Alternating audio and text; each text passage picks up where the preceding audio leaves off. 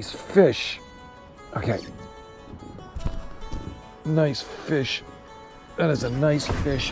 Okay. All right, get him out of the weeds. Don't want to lose this one. Woo! I love it. All right, well, it was a super cool day. Dewey Pond, Quechee, Vermont. Beautiful pond. Here's the deal.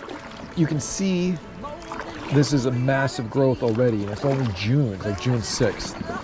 And this is almost like unfishable in about, I say like a month because of the growth. And even now it's really hard.